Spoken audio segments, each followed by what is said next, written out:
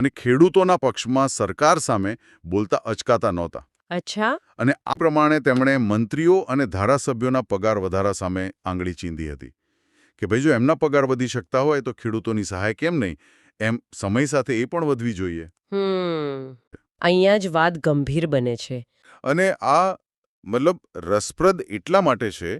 ખેડૂતો રાહ જોઈ રહ્યા છે કે આ વિલંબ કેમ.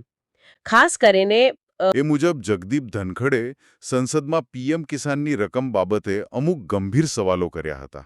પણ સામે મોંઘવારી કેટલી વધી ગઈ છે ખરું ને. બરાબર. એટલે એમણે રકમ વધારવાની માંગ કરી હતી. હા, અને નાની સૂની નહીં. કહેવાય છે કે કદાચ સરકાર તરફથી થોડું દબાણ હોઈ શકે. એટલે પડદા પાછળ કંઈક બીજું રંધાઈ રહ્યું હતું એમ. શક્ય છે. એ માંગણીઓને લીધે જ સરકાર 20મો હપ્તો નથી આપી રહી. હપ્તો તો નિયમિત પ્રક્રિયા છે, એ આપી દેવો જોઈએ ને. જો રાજકીય રીતે જોઈએ તો ધનખડે રકમ વધારવાનો મુદ્દો જાહેરમાં લાવી દીધો છે. બરાબર. હવે જો સરકાર એ જ જૂની 2000 રૂપિયાની રકમ સાથે હપ્તો જાહેર કરે તો શું થાય? તો વિરોધ પક્ષો અને ખેડૂત સંગઠનો હોબાળો મચાવે. બિલકુલ. એમને મુદ્દો મળી જાય કે જુઓ, ઉપરાષ્ટ્રપતિએ કહ્યું છતાં સરકારે રકમ ના વધારી.